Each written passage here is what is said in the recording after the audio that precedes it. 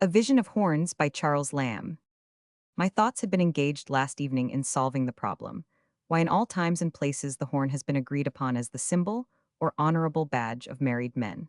Moses' horn, the horn of Ammon, of Amalthea, and a cornucopia of legends besides, came to my recollection, but afforded no satisfactory solution, or rather involved the question in deeper obscurity.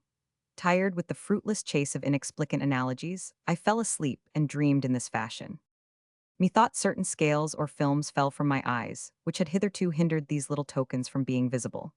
I was somewhere in the cornhill, as it might be termed of some utopia.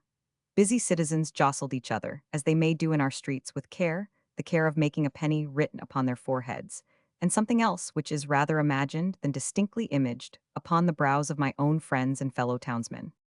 In my first surprise, I supposed myself got into some forest, Arden, to be sure, or Sherwood, but the dresses and deportment, all civic, forbade me to continue in that delusion.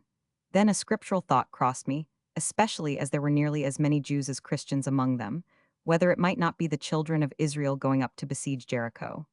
I was undeceived of both errors by the sight of many faces which were familiar to me. I found myself strangely, as it will happen in dreams, at one and the same time in an unknown country, with known companions. I met old friends, not with new faces, but with their old faces oddly adorned in front, with each man a certain corneous excrescence.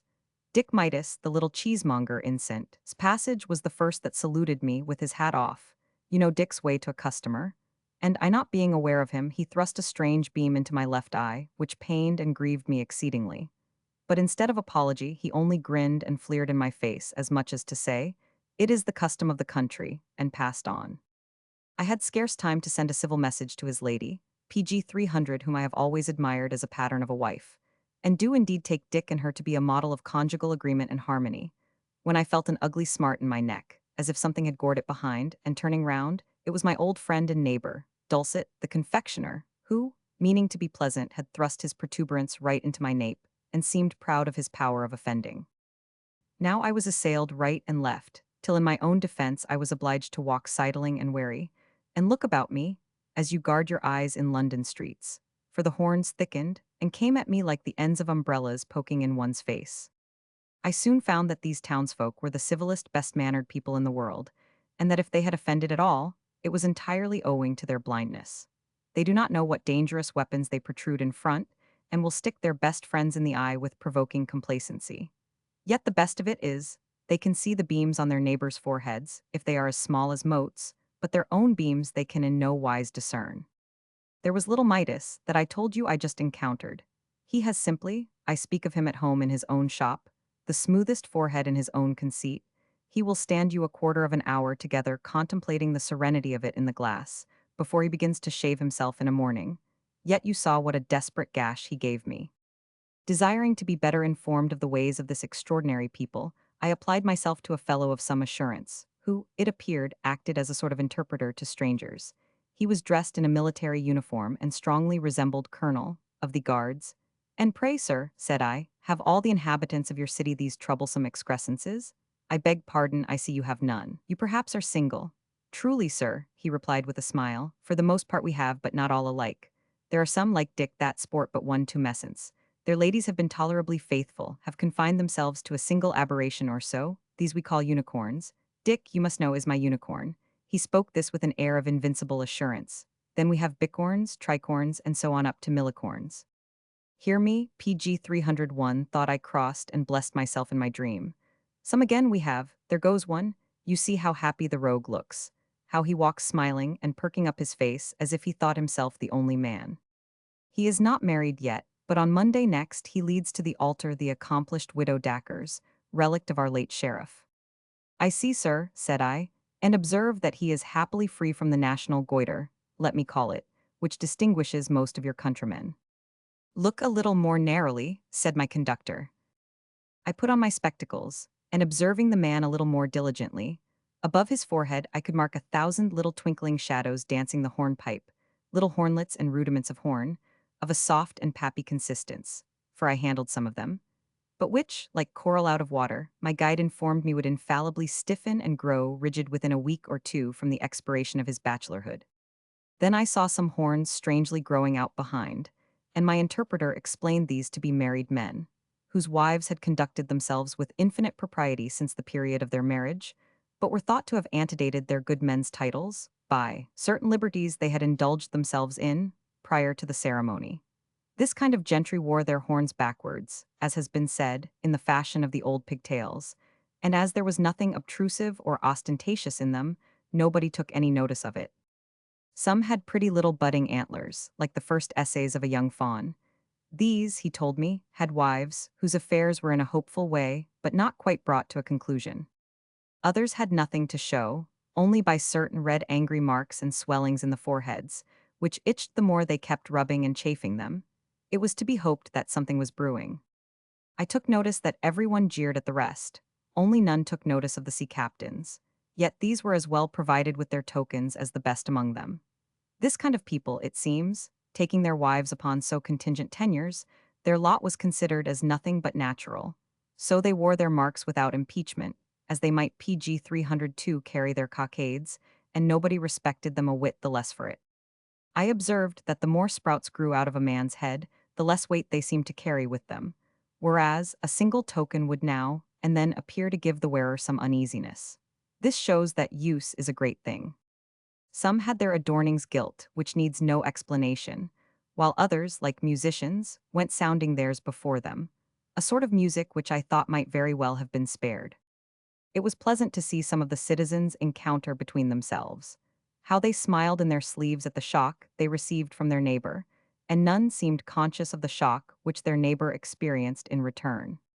Some had great corneous stumps, seemingly torn off and bleeding.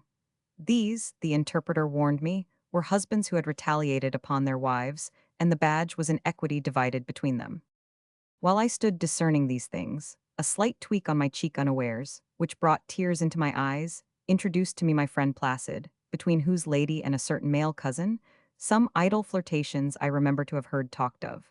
But that was all. He saw he had somehow hurt me, and asked my pardon with that round, unconscious face of his, and looked so tristful and contrite for his no offense, that I was ashamed for the man's penitence.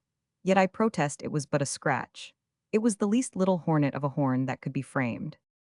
Shame on the man, I secretly exclaimed, who could thrust so much as the value of a hair into a brow so unsuspecting and inoffensive. What then must they have to answer for, who plant great, monstrous, timber-like, projecting antlers upon the heads of those whom they call their friends, when a puncture of this atomical tenuity made my eyes to water at this rate? All the pincers at Surgeon's Hall cannot pull out for Placid that little hair. I was curious to know what became of these frontal excrescences, when the husbands died, and my guide informed me that the chemists in their country made a considerable profit by them, extracting from them certain subtle essences. And then I remembered that nothing was so efficacious in PG 303 my own for restoring swooning matrons, and wives troubled with the vapors, as a strong sniff or two at the composition, appropriately called hartshorn, far beyond sal volatile. Then also I began to understand why a man, who is the jest of the company, is said to be the butt, as much as to say, such a one butteth with the horn. I inquired if by no operation these wens were ever extracted, and was told that there was indeed an order of dentists, whom they call canonists in their language, who undertook to restore the forehead to its pristine smoothness. But that ordinarily it was not done without much cost and trouble, and when they succeeded in plucking out the offending part, it left a painful void, which could not be filled up, and that many patients who had submitted to the excision were eager to marry again, to supply with a good second antler the baldness and deformed gap left by the extraction of the former, as men losing their natural hair substitute for it a less becoming periwig. Some horns I observed beautifully taper, smooth, and, as it were, flowering. These I understand were the portions brought by handsome women to their spouses, and I pitied the rough, homely, unsightly deformities on the brows of others, who had been deceived by plain and ordinary partners. Yet the latter I observed to be by far the most common, the solution of which I leave to the natural philosopher. One tribute of married men I particularly admired at, who, instead of horns, wore, engrafted on their forehead, a sort of hornbook. This, quoth my guide, is the greatest mystery in our country, and well worth an explanation. You must know that all infidelity is not of the senses. We have as well intellectual as material wittles. These, whom you see decorated with the order of the book, are triflers, who encourage about their wives' presence the society of your men of genius. their good friends, as they call them, literary disputants, who 10 to 1 outtalk the poor husband and commit upon the understanding of the woman of violence and estrangement in the end, little less painful than the coarser sort of alienation. Whip me these knaves, my conductor here expressed himself with a becoming warmth.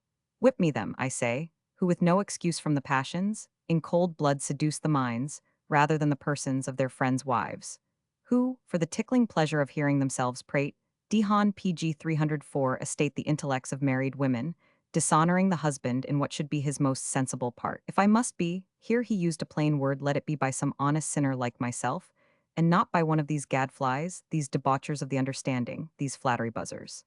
He was going on in this manner, and I was getting insensibly pleased with my friend's manner. I had been a little shy of him at first, when the dream suddenly left me, vanishing as Virgil speaks through the gate of horn. Belia,